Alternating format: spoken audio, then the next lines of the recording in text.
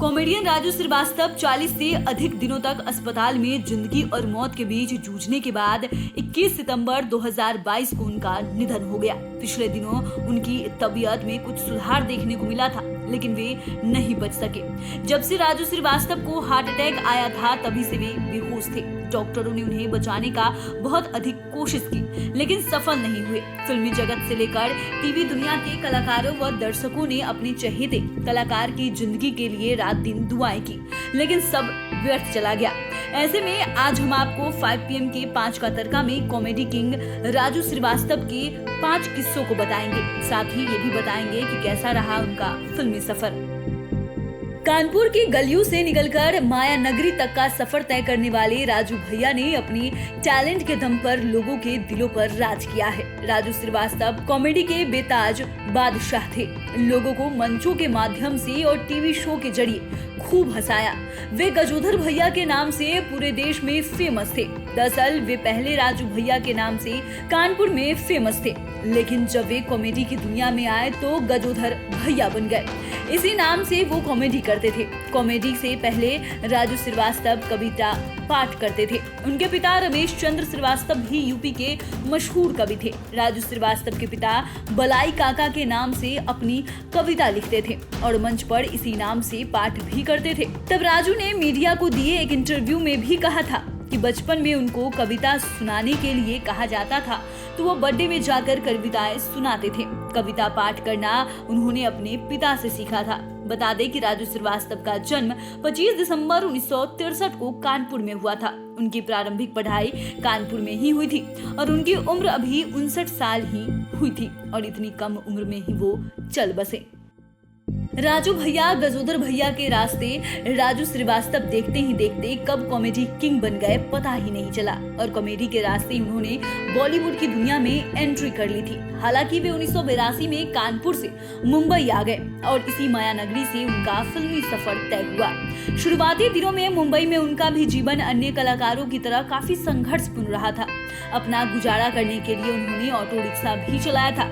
इसके बाद उन्होंने फिल्मों में छोटे छोटे रोल किए। राजू श्रीवास्तव ने बॉलीवुड में अनिल कपूर की फिल्म तेजाब के जरिए कदम रखा था। इस फिल्म में उन्होंने कॉमेडी रोल किया था। ये रोल काफी हिट रहा था। इससे उन्हें काफी सुर्खियां भी मिली थी। इसके बाद उन्होंने सलमान खान की फिल्म मैंने प्यार किया में रोल मिला। इस फिल्म में उन्होंने ट्रक क्लीनर का रोल किया था। इसके अलावा राजू श्रीवास्तव ने शाहरुख खान की फिल्म बाजीगर में भी काम किया। इस फिल्म में उन्हें कॉलेज स्टूडेंट्स का रोल निभाया था। फिल्म आमदनी अठन्नी खर्चा रुपया में वे बाबा चीन चिंचू तथा फिल्म वाह तेरा क्या कहना में बन्ने खां का असिस्टेंट का रोल निभाया। इसी तरह फिल्म मैं प्रेम की दीवानी हूँ में नौकर का रोल किया। वे छोटे छोटे रोल में भी दर्शकों में छा गए थे। राजू श्रीवास्तव ने अपनी छोटी सी जिंदगी में एक मिसाल कायम की ली थी। एक मिसाल कायम कर ली थी। काफी कम समय में बड़ा नाम कमा लिया, लेकिन एक समय था जब उन्हें पहली मिमिक्री के लिए महज 50 रुपए मिले थे। दरअसल राजू श्रीवास्तव को अमिताभ बच्चन बहुत पसंद थे। बाकी लोगों की तरह बिग बी की शोले फिल्म राजू भैया को भी बहुत अच्छी लगती थी और इसका असर भी उन पर हुआ था।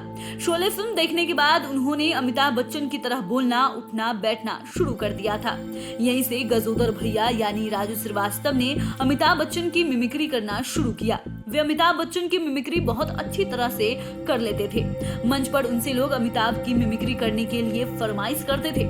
इसके लिए उन्हें अच्छी खासी रकम भी मिलती थी। लेकिन जब इन्होंने अमिताभ की मिमिक्री पहली बार की थी तो उस समय राजू श्रीवास्तव को इसके लिए सिर्फ 50 रुपए मिले थे।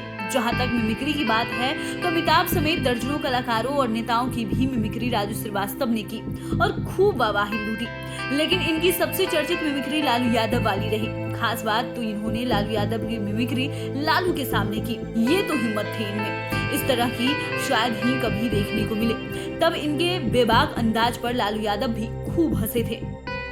इंडस्ट्री में काफी समय से अपना टैलेंट दिखाने वाले राजू भैया को अब बड़े ब्रेक की जरूरत थी और फिर वो दिन आया जब गजोदर भैया ने साल 2005 में स्टार 1 पर प्रसारित होने वाला show the great Indian laughter challenge में हिस्सा लिया।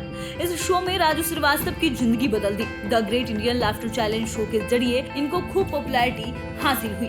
यही वो शो रहा जिसके तहत राजू श्रीवास्तव कॉमेडी किंग बने और घर घर में गजोदर भैया के नाम से फेमस हो गए थे। हालांकि इस शो में राजू श्रीवास्तव उप विजेता बने थे, लेकिन पॉपुलैरिटी में विजेता को भी मात दे दी थी। बाद में तो वो अपने डायलॉग की वजह से छा गए, जहां जाते ही अपनी सफलता का झंडा गाड़ देते। बाद में शहर शहर से कार्यक्रम को लेकर डिमांड होने लगी। नाम के साथ दाम भी बढ़ता गया। देश के वरीय पत्रकार कम साहित्यकार शशि शेखर अपने फेसबुक पर लिखते हैं, कानपुर से मुंबई पहुंचे राजू फिल्मों में छोटी मोटी रोल करते थे, पर बाद में उन्होंने स्टैंड अप कॉमेडियन का एक नया अवतार रचा। पहले जॉनी लीवर और उन जैसे कुछ स्थापित कॉमेडियन इस भूमिका को अंजाम दिया करते थे, पर उनका दायरा सीमित था। वे अक्सर किसी संगीतकार, गायक, गायिका, नायक अथवा नायिका के शो के बीच में रिक्तियां भरने के लिए बुलाए जाते थे, लेकिन राजू श्रीवास्तव ने इसे नया आयाम दिया। अब बात करते हैं राजू श्रीवास्तव के पॉलिटिकल कनेक्शन की। दरअसल लोग तो राजू श्रीवास्तव के मिमिक्री पक्ष को ज्यादा जानते थे। वे ये भी जानते हैं कि राजू आज की डेट में कॉमेडियन किंग थे। इस क्षेत्र में उन्होंने इतिहास रच दिया, लेकिन शायद कम ही लोग जानते हैं कि उनका पॉलिटिक्स से भी गहरा लगाव था। हालांकि पॉलिटिक्स से उन्हें कोई फायदा नहीं मिला। दरअसल राजू श्रीवास्तव पॉलिटिक्स में भी अपनी किस्मत आजमा चुके थे। उनका मुलायम सिंह यादव और अखिलेश यादव से अच्छा रिश्ता था। समाजवादी पार्टी ने 2014 के लोकसभा चुनाव में राजू श्रीवास्तव को कानपुर से उतारा था, लेकिन तब देश में नरेंद्र मोदी की लहर चल पड़ी थी। ऐसे में राजू ने सपा को टिकट वापस कर दिया था और उनके चंद दिनों के बाद ही उन्होंने बीजेपी का दामन थाम लिया था। ऐसे में कह सकते हैं कि राजू श्रीवास्तव शो बिजनेस में नया चलन चालू करने वालों में से जरूर थे, पर राजनीति में उन्हें उनकी उम्मीद की जगह नहीं दी। बहरहाल राजू आज हमारे बीच नहीं है, पर उन्होंने पीड़ाओं और विसंगतियों को ठहाकों की वजह बना दिया। तनाव भरी इस दुनिया में यह ऐसा विरल काम है जिसे राजू जैसे कुछ लोग ही कर पाते हैं। यही वजह है कि राजू श्रीवास्तव को पीएम नरेंद्र मोदी से लेकर बिहार के मुख्यमंत्री नीतीश कुमार तक ने शोक प्रकट किया, जबकि कलाकारों की दुनिया तो रो रही है। तो फिलहाल के लिए इतना ही। अगर आपने अभी तक चैनल को सब्सक्राइब नहीं किया है तो सब्सक्राइब कर ले। फेसबुक पेज को लाइक करना बिल्कुल भी ना भूले। वीडियो देखने के लिए आपका धन्यवाद।